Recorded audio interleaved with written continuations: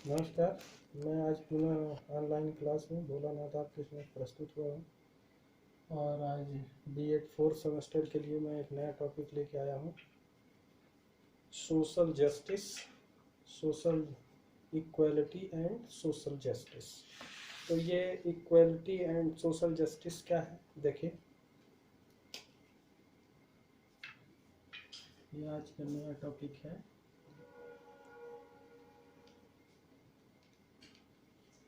Equality and social justice. तो ये equality and social justice है क्या? इसको बोलते हैं सामाजिक न्याय एवं समानता। इसको कहेंगे सामाजिक न्याय एवं समानता। तो सामाजिक न्याय या सोशल जस्टिस और समानता। तो हम पहले चर्चा करेंगे समानता पे। तो समानता या ये इक्वलिटी क्या है? तो इक्वलिटी, समानता, और हम पहले आपको दो चीज़ों में अंतर बता देते हैं। एक होती है इक्विटी, एक होता है इक्विटी या इसे बोलते हैं समता, और दूसरा होता है इक्वलिटी।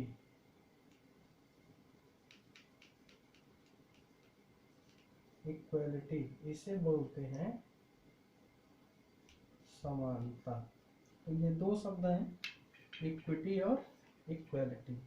दोनों में पहले अंतर क्या है ये देख लीजिए, तब उसके बाद हम चर्चा करते हैं आगे कि इक्वलिटी है क्या। जो इक्विटी होती है, इक्विटी इस सिद्धांत के अनुसार या इक्विटी के सिद्धांत के अनुसार व्यक्तियों में अलग अलग क्षमताएं, इसके अनुसार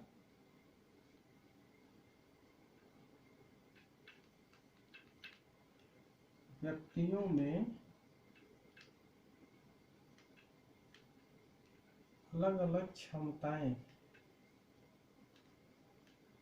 अलग अलग क्षमताएं या कमियां पाई जाती हैं, या कमियां पाई जाती है। जबकि इधर देखते हैं इक्वालिटी में क्या है। इक्वालिटी में है कि इसके अनुसार सभी व्यक्ति आपस में समान है। इसके अनुसार सभी व्यक्ति आपस में समान है। अर्थात यहाँ पे अलग अलग क्षमताओं की बात नहीं हो रही है या अलग अलग कमियों की बात नहीं हो रही है, बल्कि यहाँ कहा जा रहा है कि जो भी व्यक्ति है वो सब आपस में एक समान होते हैं। यहाँ देख लीजिए इक्विटी में एक पॉइंट और, सभी को अपनी क्षमता के अनुसार अवसर मिलने चाहिए। इक्विटी का सिद्धांत क्या कहता है कि सभी को अपने क्षमता के अनुसार, अपने क्षमता के अनुसार अवसर मिलने चाहिए, अवसर मिलने चाहिए।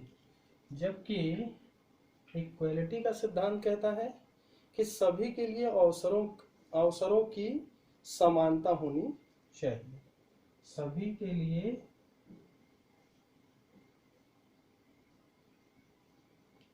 अवसरों की समानता होनी चाहिए।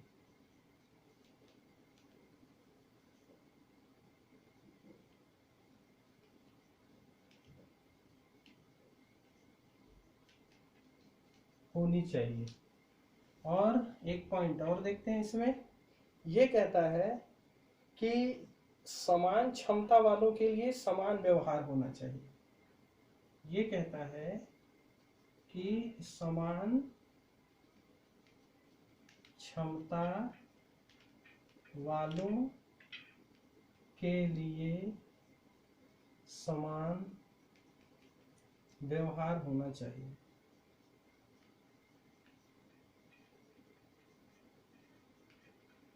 होना चाहिए। जबकि ये क्या कहता है, ये कहता है नहीं, सभी के साथ एक समान व्यवहार होना चाहिए। ये कहता है, ये सिद्धांत कहता है कि सभी के साथ एक समान व्यवहार होना चाहिए।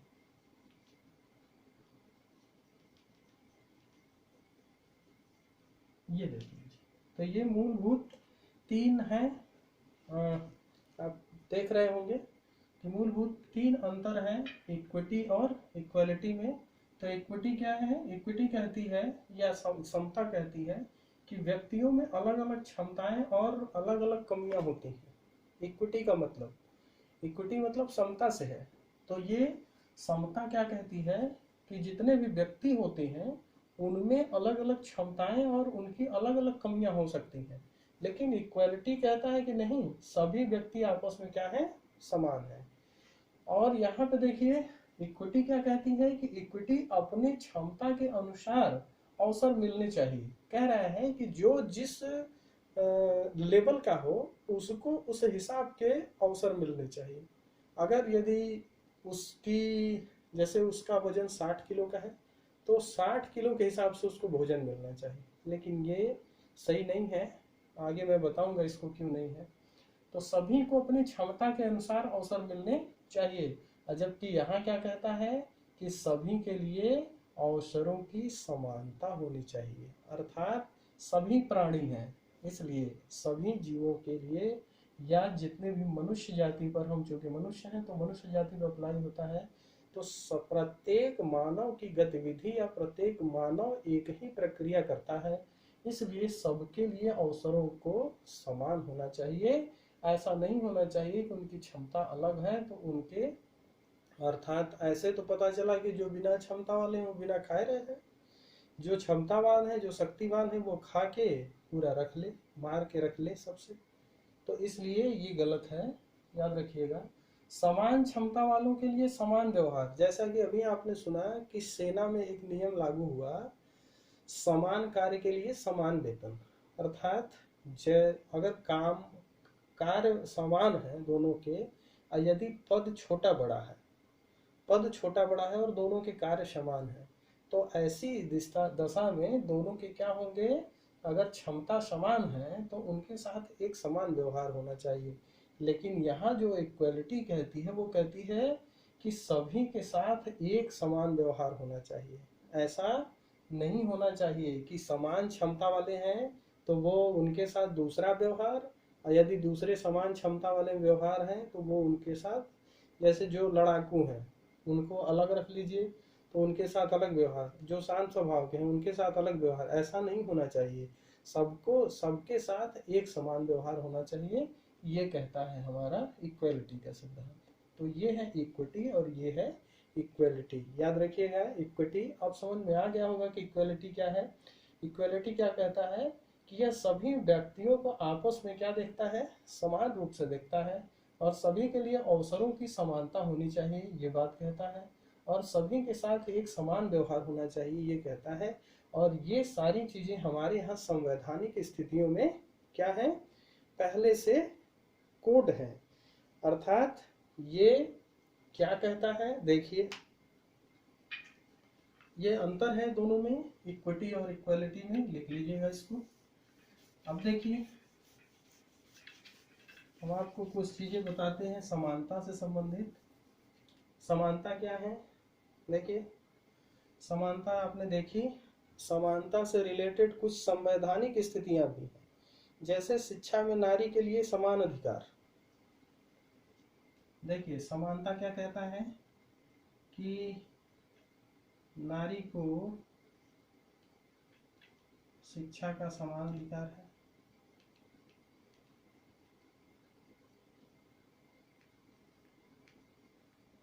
समान अधिकार है।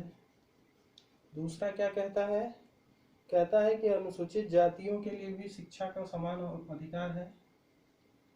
अनुसूचित सूचित अर्थात एससी और एसटीज के लिए समान अधिकार है, शिक्षा का समान अधिकार है। तीसरा क्या कहता है? तीसरा कहता है कि दिव्यांगों के लिए भी शिक्षा का समान अधिकार है। दिव्यांग समझते होंगे, दिव्यांगों को भी शिक्षा का अधिकार है, शिक्षा का अधिकार है। और समानता क्या कहता है कि प्रौढ़ शिक्षा जो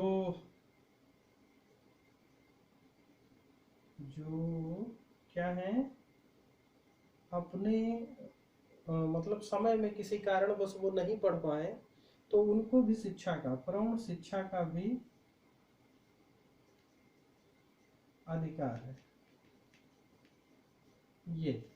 ये कुछ है समानता के अंतर्गत है, जो समान, ये आपके संवैधानिक स्थितियां हैं, जो संविधान में चीजें बताई गई हैं समानता को लेके, कि नारी को भी शिक्षा का समान अधिकार मिलना चाहिए, एससी एसटी को शिक्षा का समान अधिकार मिलना चाहिए, दिव्यांगों को शिक्षा का अधिकार मिलना चाहिए, प्रौढ़ जो कि अपने बचपन में या किसी कारणवश छोटे जब रहे उनको शिक्षा नहीं मिल पाई या किसी कारणवश से वो नहीं ले पाए तो वो प्रौढ़ हो गए हैं तो उनको भी शिक्षा का अधिकार है।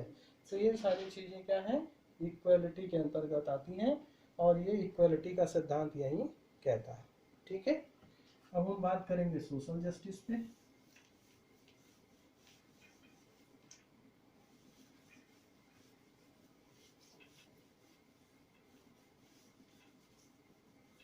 देखिए अब सोशल जस्टिस क्या कहता है। सोशल जस्टिस का भी प्राविधान किया गया है, कहाँ? हमारे संवैधानिक स्थितियों में। तो सोशल जस्टिस को हम कहते हैं सामाजिक न्याय। सोशल जस्टिस को कहते हैं हम सामाजिक न्याय। ये शब्द आया कहाँ से, पहले देख लीजिए कि ये शब्द कहाँ से आया। ये जस्टिलिया, ये लैटिन भाषा का एक शब्द है, लैटिन का एक शब्द है जस्टिलिया।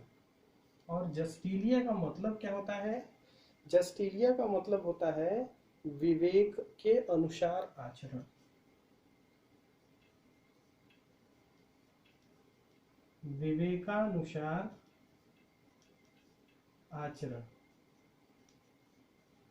ये तो ये जस्टिलिया शब्द कहाँ से आया? लैटिन का शब्द है और जिसका मतलब होता है विवेक के अनुसार आचरण। अर्थात ये जस्टिस शब्द ही है, जो न्याय शब्द है, न्याय का मतलब ही क्या होता है कि आपके जो विवेक है, विवेक के अनुसार जो आप अपने आचरण करते हैं वही क्या है, न्याय है। अर्थात विवेक जो है वो कभी भी आपका गलत कार्य करने के लिए प्रेरित कर ही नहीं सकता। तो इसलिए हर समय ये याद रखिए कि जो न्याय का मतलब होता है कि जो सामाजिक ताने बाने पर खरा हो, अर्थात जो सामाजिक कसौटी पर खरा हो वही क्या है, न्याय है। अर्थात जिसको कि समाज बुरा न कहे वो क्या है, सामाजिक न्याय है। अगर जो आपने कार्य किया उस पर यदि उस पर समाज क्या प्रश्न चिन्ह खड़ा करता है तो वो न्याय पक्ष से इतर है, अर्थात वो न्याय संगत नहीं हो सकता। इसलिए हर समय याद रखा करिए कि जो भी काम करिए वो विवेक से करिए, ताकि उस पर आने वाले समय में कोई उंगली उठा ना सके, क्योंकि अगर उंगली उठती है तो वो न्याय संगत हो ही नहीं सकता। इसलिए याद रखिएगा। और तो ये है सोशल जस्टिस।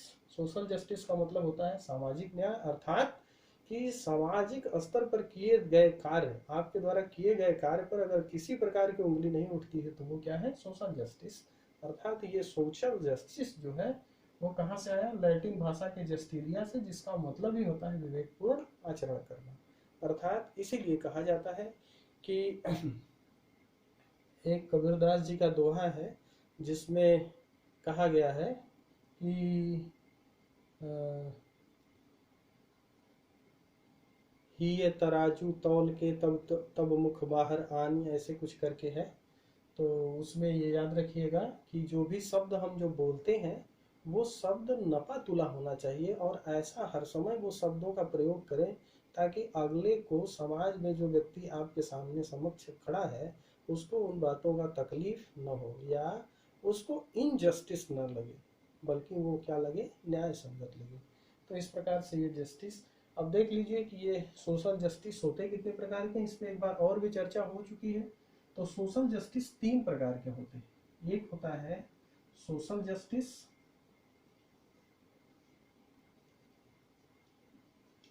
एक होता है इकोनॉमिक जस्टिस,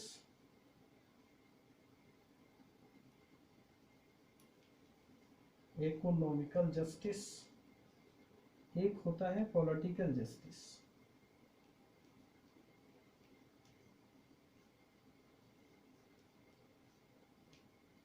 एक होता है पॉलिटिकल जस्टिस। सोशल मतलब सामाजिक न्याय, इकोनॉमिक, और तो जैसा कि मैंने सोशल जस्टिस पे अभी चर्चा करी कि वो सामाजिक तौर तरीकों और ताने बानों पर क्या हो, जो भी आप कार्य कर रहे हैं वो उस पर खरा होना चाहिए, अर्थात उस पर समाज में कोई अगर उंगली नहीं उठाता है, that is the social justice.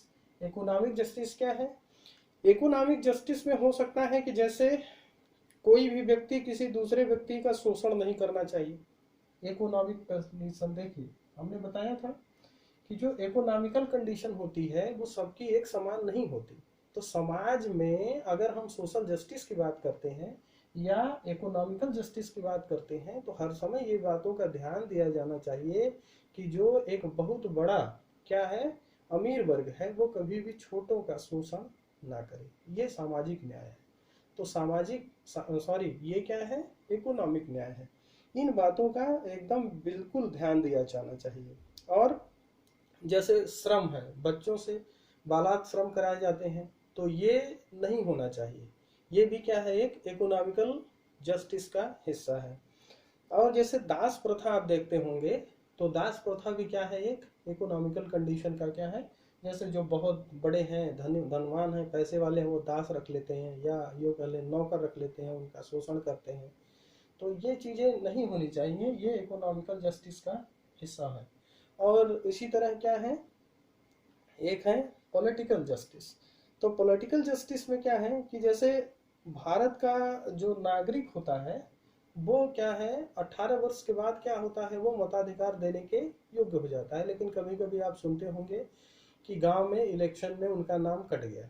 ये ऐसा नहीं होना चाहिए। ऐसा क्यों नहीं होना चाहिए? क्योंकि अगर वो 18 साल से व्यक्ति ऊपर का है तो वो सामाजिक वो पॉलिटिकल या राजनीतिक न्याय का वो क्या है, हकदार है। अर्थात वो अगर 18 वर्ष के ऊपर का है तो उसको वोट देने का मताधिकार है, तो उसके साथ ये अन्याय नहीं होना चाहिए और मत देने का उसको भी अधिकार होना चाहिए।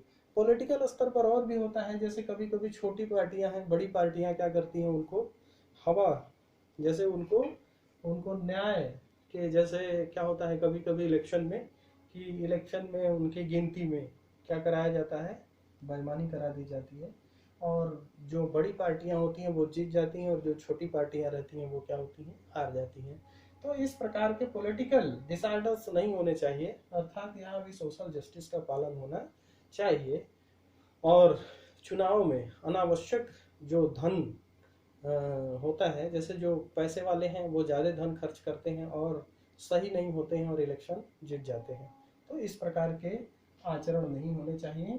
ये पॉलिटिकल जस्टिस इसमें हेल्प करता है।